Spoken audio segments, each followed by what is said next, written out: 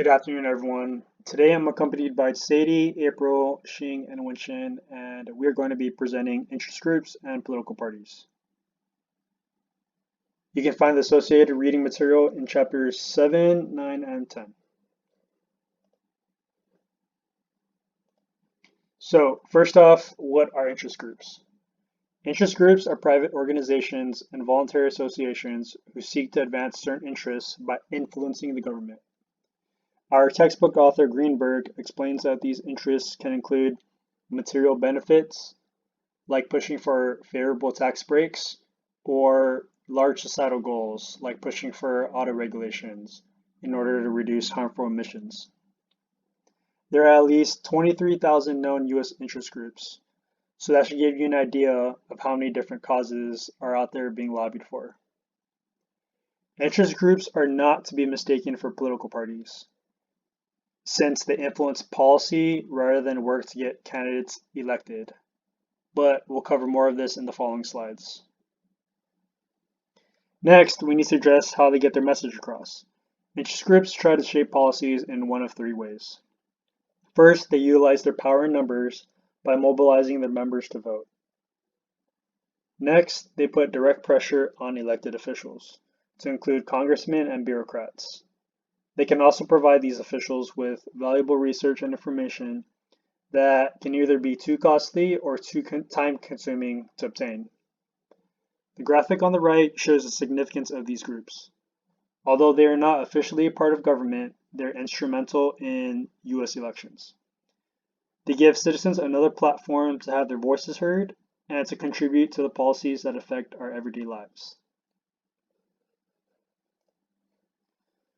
Next, we have to ask ourselves, do interest groups help or do they hinder democracy? Proponents argue that all interest groups are free to compete against each other to influence officials. This idea that more competition prevents corruption is known as pluralism. The second argument is that elections only happen every 2 years. By joining an interest group, citizens can push for policy year-round. And lastly, these groups are easy to create, allow anyone to be heard, and give us added accessibility to our government. Opponents believe that interest groups benefit themselves at the expense of the public. More importantly, big business and other groups have enormous power in Washington. They're able to silence smaller groups because Congress is more likely to enact laws that benefit the interests of the rich. This disparity creates an unequal playing field, especially for the poor, the less educated, and members of minorities. Here on this slide, we have a few examples. On the top are Google, the American Dental Association, and the National Rifle Association, which are all private interest groups. They primarily focus on protections and gains for their own personal members. On the bottom, you see the American Red Cross and the NAACP. These are examples of public interest groups who focus on protections and gains for a broader public or for entire society as a whole. And next, we will analyze political parties. What is a political party? A political party is a team of politicians, activists, and voters whose common goal is to win control of government. They elect people they agree with, ideally people in the same party. Political parties exist to win elections. A political party consists of 5 main ideas: recruit candidates, nominate candidates, get out the vote, facilitate electoral choice, and influence national government. These are the 2 main political parties, Democratic and Republican. A Democrat supports social and economic equality. They also believe in civil rights of minorities, support safety nets for individuals, progressive tax, support environmental programs, gun control, less strict immigration laws, and workers' rights. They also believe in equality for all people and ruling by majority. A Republican prioritizes conservatism and conservation. They also believe in lower tax, smaller government, and they are against abortion and same-sex marriage. They also have a restriction on immigration, gun rights, and increased military spending. Next are the third-party candidates. They contend for votes that fail to outpoll either of the 2 strongest rivals. A libertarian advocates for civil liberty. They believe in political freedom, freedom of choice, individualism, and voluntary association. They also believe in minimum government, maximum freedom, civil liberties, laissez-faire capitalism, limiting the size and scope of the government. The Green Party is an environmentalist political party. They believe in social justice, environmentalism, and nonviolence, gender equality, LGBTQ+ rights, and anti-racism and eco-socialism.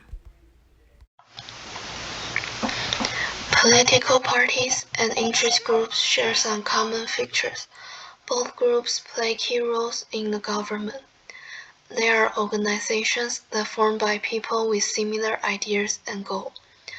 Both want to achieve some specific changes in society, politics, and economy.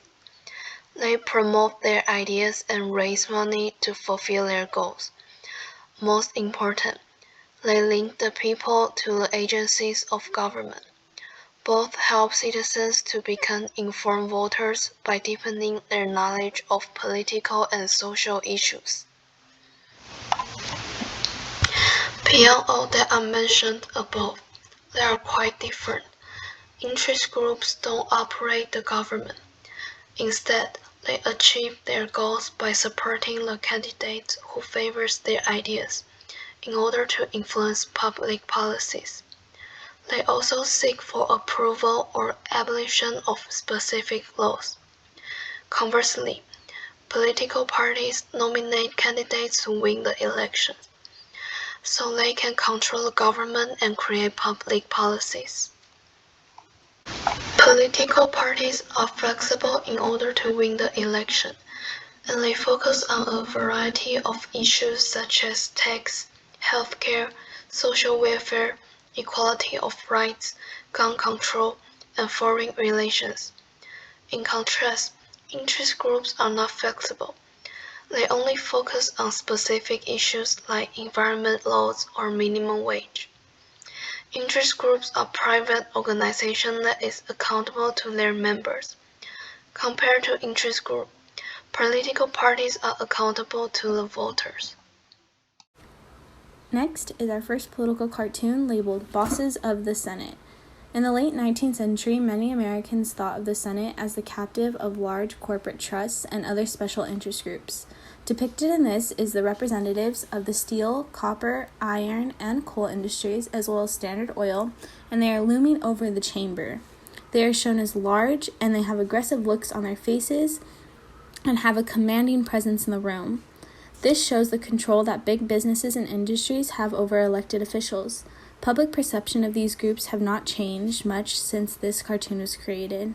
Many large corporations continue to safeguard their private interests by partnering with congressmen and bureaucrats.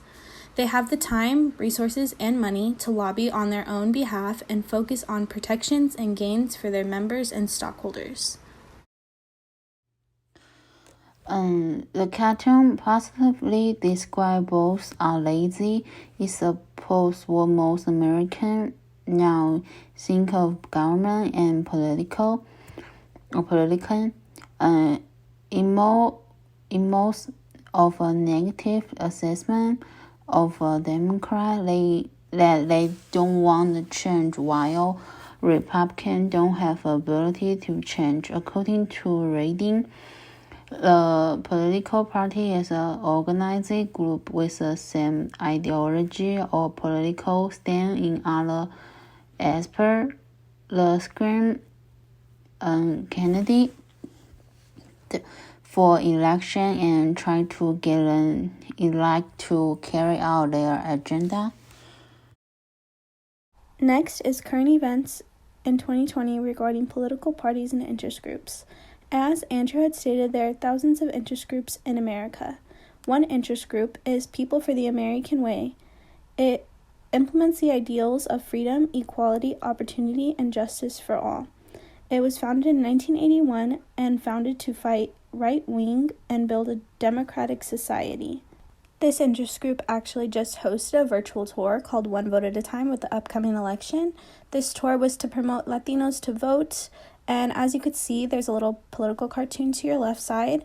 It is a Latina woman holding a stick that says vote and a Republican Donald Trump viñeta. this foreshadowing the beating of the Republican Party. Our next example of political parties is going to be the 2020 elections. We had President Donald Trump versus Joe Biden.